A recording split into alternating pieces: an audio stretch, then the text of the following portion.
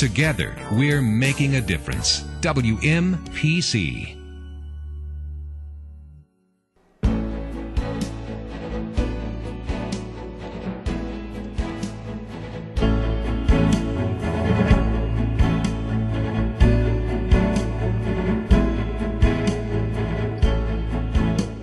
Welcome to Off the Bookshelf, a program dedicated to exploring topics of interest to you, the listener.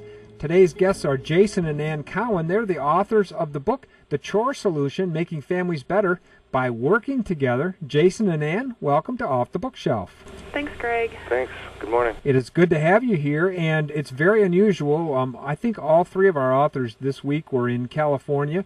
We've had them from England and France, but you're right here in Lapeer County, aren't you? Yeah. Yep, absolutely. South of you. That's great, down there in Metamora. Well, before we talk about your book, tell us a little bit about yourselves. Okay. Well, Jason and I are married. We have a blended family. We have 4 beautiful boys, ages 15 to 7 months. So we're pretty busy with them. I have a cold, so I'm going to let Jason take over for most of this. But sure. Okay. So, anyway, we met and got married about a little over a year ago, and we've been happy ever since. And then we decided to write this book when we were noticing some discrepancies between the amount of work being done and the amount being given. Well, it's interesting because we had an author on this week that wrote a couple actually like you that have a blended family, and that's the name of their book is Beyond the Blended Family, Hope and Help for Blended Families. Beyond the Brady Bunch is the title of the book. So it's great that you guys are on today, and it's called The Chore Solution. So basically lay out the problem for us that prompted you to write this book. Well, the challenges, and that's kind of the way that the book is laid out, is with challenges. We had a lot of stress associated with, we had the oldest who was basically doing the least amount of work around the house, and then the 2 younger ones that were doing more work around the house, and then the oldest was ending up getting everything, and the younger 2, of course, because younger kids don't need much, didn't ask for much. So we wanted to kind of equal things out because we were spending a lot of money on stuff and constantly getting asked for new things. I mean, even as a matter of fact, 1 month we ended up spending, I think, like $300 on just the 15-year-old. Oh. Just for extra stuff, not for stuff that he really needed. It was right. Stuff that he needed, but stuff that we were like, oh, some more stuff. It was about every other day, So, and then there was absolutely, basically nothing getting done around the house. Mm-hmm. So that was the core of where we came up with the idea, which is basically we pay based on the chore. We set a dollar amount to each chore, and then if they do it, then they get paid. If they don't, then they don't get paid. And we track everything through work order slips and then on a spreadsheet in Excel. And the nice thing about them not getting paid for chores not doing is if I do a chore, like if I put the dishes away from the dishwasher, I'll tell the Gab, who's our 6-year-old, hey, Gav, I just took $1 out of your pocket. And then the next day, the dishes are out of the dishwasher without me having to remind anybody. That's terrific. So you set up this system. I think it's great. How have the boys responded? Well, that's actually where I was going to go next, so it's good that you asked that question. What we started it just to reduce stress and expenditures, and yet what we ended up finding out is that the side benefits that came along with it, like respect for others' things, respect for their own things. When, like, for example, they would always say, Mom, bring in the groceries, and we would never get any help bringing the groceries. Mm-hmm. Now the boys go outside, help us with the groceries, and open the door for us. And it's just the respect between the children, and even the respect for us towards the children has grown too, because now they're actually participating in the family instead of being the other part of the family. Right. Well, I have a 13-year-old and a soon-to-be 11-year-old. She'll be 11 in a couple of weeks, and she's my challenge because she does not like to do any chores. So I was great to get this book in my hands. I'm not telling any tales out of school, but she just, my son, will help. He cleans his room. He's a people pleaser. Right. She doesn't really care what the house looks like. And so it's a big challenge. But one of the things that you, some insight you offer is that you got to make chores appropriate for the age group. Definitely. Tell us about the time you had the 10-year-old mow the lawn. Yeah, that was a good one. He was so excited because we have a riding lawnmower. It was so much fun for him to ride on it that one day he wanted to put the blades down and do the lawn because he was that confident. And about a half hour later, we look out the back window, and we had our own English maze garden. It was the best maze I've ever seen in my life because there was no rhyme or reason to it. And he came up and said, "Okay, I'm done." And we're like, "Yep, Yes. you're definitely done mowing the grass for right now." And so we had to tell him, maybe next year we'll let you practice riding the lawnmower, but maybe next year you can actually do it for a chore. And then the best part of it was when he came up and asked Brian, the 15-year-old, to go put the lawnmower in the garage for him, and Brian goes out and says, "Where's the lawnmower?" He had parked it in the middle of the backyard and walked back up to the house, leaving it right there. Because he was just done. Yeah. So it's really important to find tasks that they can do. And another thing, too, that you talk about, and I just want to remind our listeners, we're talking to Jason and Ann Cowan. The book is The Chore Solution, Making Families Better by Working Together. Many folks in the previous generation, and I would say like my parents, who both grew up on farms, where you just started doing chores when you were, old enough to do it, and that's just how it was. Have you received any negative feedback about the idea of paying your children for chores? Well, first, Jason and I have talked about the other generation, our parents, and before, in order to survive, in order to get your dinner, you had to go collect eggs. You had to go milk the cows. There was no, if you wanted to eat that day, you had to participate within the family just to eat, just for the simple necessities of living.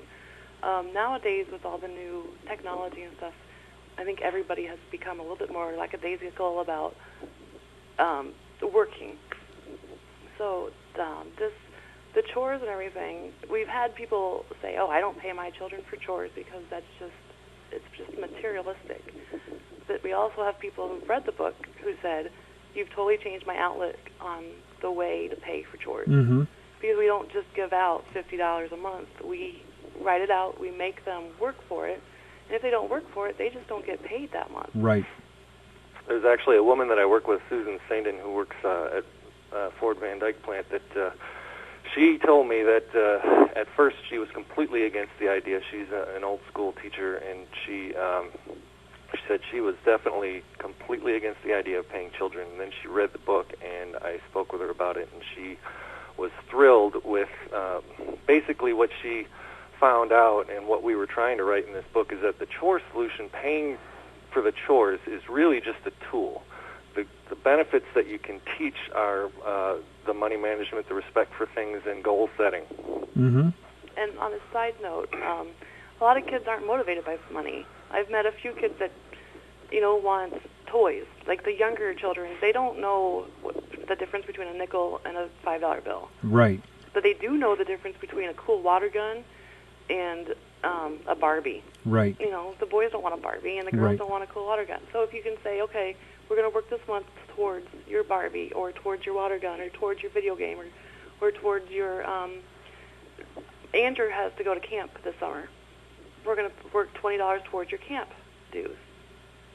And that makes them go, oh, then, yeah, I can get this and that, and not have to ask for it. Right. So Gavin's actually a perfect example of that, because he didn't really understand the concept of money, but he really does like having more sense than everybody else.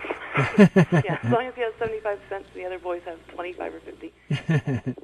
Well, I think that's a great idea. Now, one of the things in the early part of your book is you overview the idea of dreaming and dreaming big. Can you talk about that a little bit?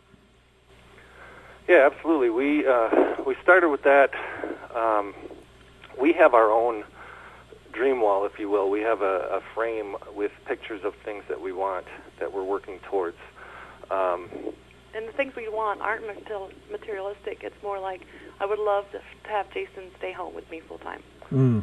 I would love to have a deck and a playground in the backyard so we can have a family time. It's not about making the money. It's Right. more about spending time together as a family. That's what our goals are. And so in that vein, what we've done is every time the boys say they want something, we try to go out and find it on the internet and download a picture of it and print it out and put it in a frame for them on their wall so that they constantly have it in front of them. Mm. That's great. I worked with a woman who did that. She was working for a trip to the Bahamas, and she had a picture of a beach. So it works. I think it's great. Let me, yeah, it's great. Let me ask you this question, because you have a whole chapter on this. What is the proper age to start? Some people might say, well, when they start school or when they start middle school. How does that work in your family dynamic? I think any age, as long as they do something appropriate for their age. Like Aries, he's only 7 months old, so he can't do anything right now. But sure. He's learning to respond to our suggestions. So I'm sure when he starts walking, I'm gonna say, you need to pick up your toy, and I'm gonna start him off doing, you need to pick up your toy. Mm-hmm. I already tell him when I change his diaper, you have to learn to use the potty. Yeah. So I'm starting young. Yeah. But like Gab, he's 6 years old, and when we say put the dishes away, he does silverware. Right. He doesn't do the heavy pots and pans or plates because he can't. It's too tall. He can't reach the shelf. But he's proud when he does the silverware. I think it's just something that you kind of have to feel out because different children are different. So, I mean, in one family, maybe a 3-year-old can do things. In another family, maybe a child can't do anything until he's 5 or 6. And I'm also going to take it back to your daughter, who just doesn't care if the house is clean. Right. Find something she cares about. If she cares about her room, then make that one of the chores. Okay, you have to clean your room. Or find if she wants to do the gardening. If she loves to garden, make that one of her chores. It doesn't have to be what you want. Right. It should be it should be helpful for the kids, and that way everything can get done. Yeah. And in that way, you can start working towards building up work ethic, and then eventually maybe they'll do things that they don't want to do for whatever rewards are set. Especially when they start getting money in, they realize, hey, if I made $15 more this month, I could have had my new shoes, or I could have had this. Right. And then they might step up and go, okay, I'm budgeted. I need $15 more for my budget this month. Can I make dinner tonight? That's and the awesome. answers are like, yeah, that's great. Yeah.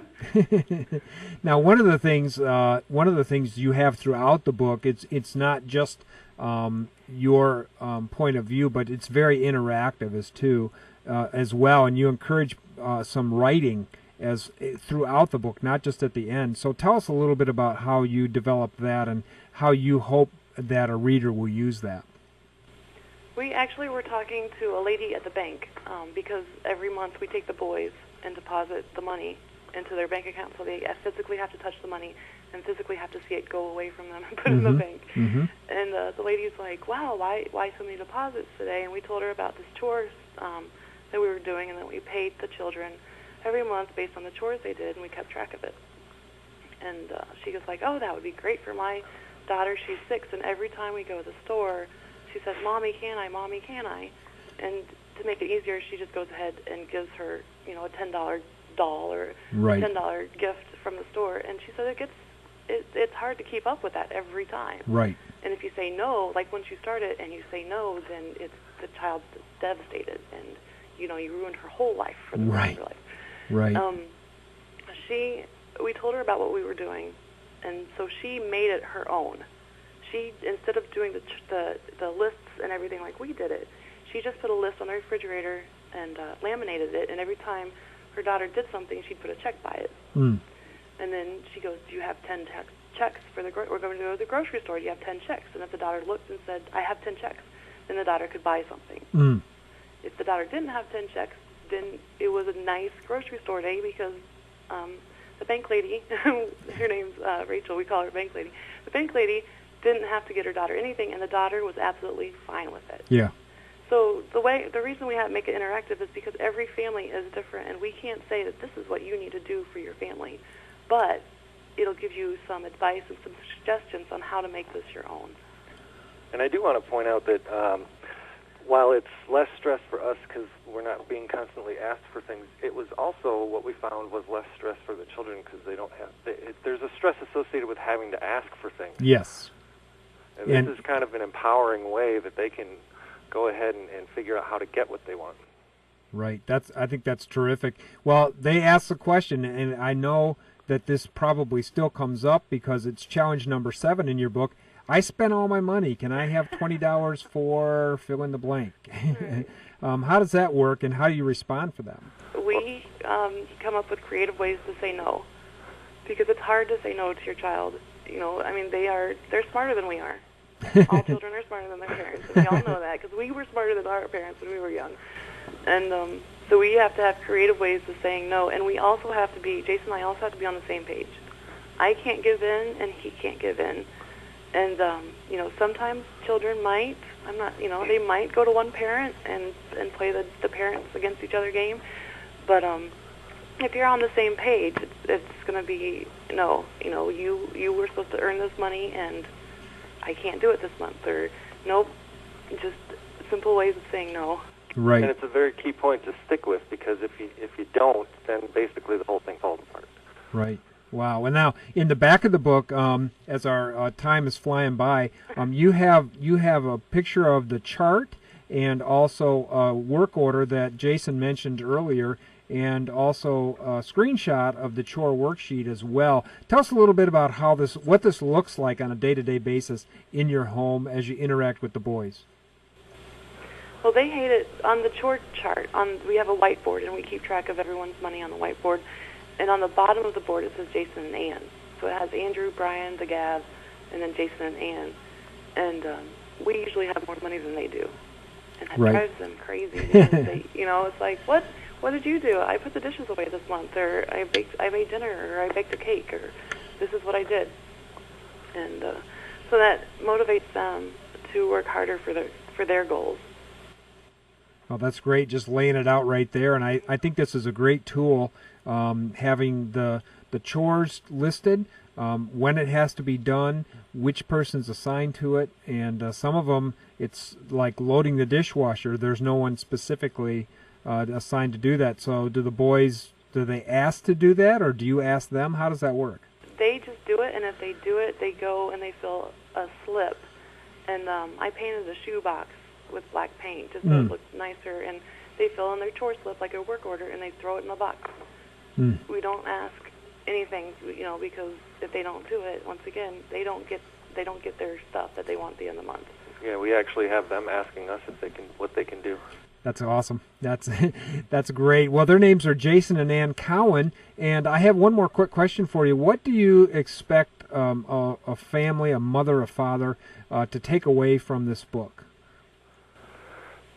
Well, basically that it's actually quite simple to set up the system, and I think that from my experience of talking to people about this, that the lack with, because a number of people that I've talked to have said that they've tried something similar and they just couldn't make it work, and I really think that the issue was the follow through, the tracking of it, because that's really the difficult part, is to make sure that you know exactly what goes where and who did what. And as silly as the work order slip sounds, I kind of stole it from my work at Ford, where the trades have to fill out work order slips so that they show what work they've done.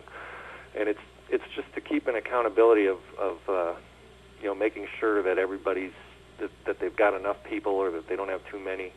And I basically took that and said, well, that's a great way for us to track what's going on and make sure that the follow-through is there to make it much simpler to perform this solution. I'm going to jump in and say that because the boys have to fill out their own chore slips, and if we can't read it, they don't get paid. So their handwriting has improved as well. Yeah, so there's been so many benefits that we didn't even imagine.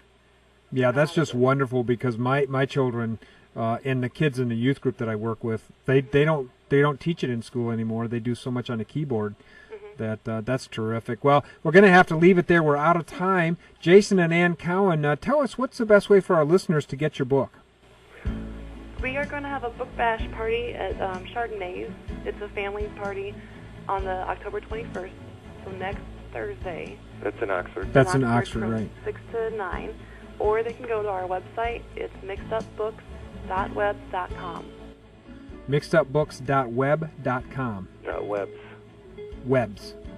Okay, I got it. Very good. I'm just writing this down for our listeners so we can have that for them. Thank you so much for taking the time to be with us, and make sure you get in touch with me when your next book comes out. It's great to have local authors, and we really appreciate your taking the time. Jason and Ann Cowan, The Chore Solution is the book.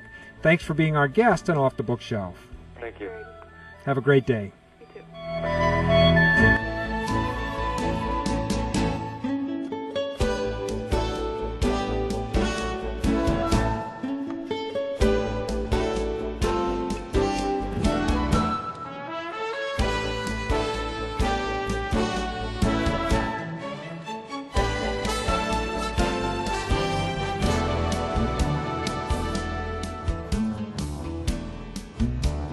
Their names are Jason and Ann Cowan, C-O-W-A-N, and the title of the book is The Chore Solution, Making Families Better by Working Together, and their website is mixedupbooks.webs.com, so you can check them out, and you can email them, get in touch with them. They're local authors. We love to support them, and they do have a book signing scheduled. She didn't mention this. Their next event is next Thursday at Chardonnay Family Dining there in Oxford, which is on North Lapeer Road, north of town. It's on your right, south of Meyer, but on the other side of the road. And also they will be at the Bookshelf October 23rd from 11 to 1 p.m. And the 23rd is a Saturday. Yes, it's a Saturday. So they'll be at the Bookshelf here in downtown Lapeer on October 23rd from 11 to 1. You can meet them, talk to them, and buy their book and get it signed. That would be really, really cool. Jason and Ann Cowan, The Chore Solution is the title of the book. Thanks for being our guests on Off the Bookshelf.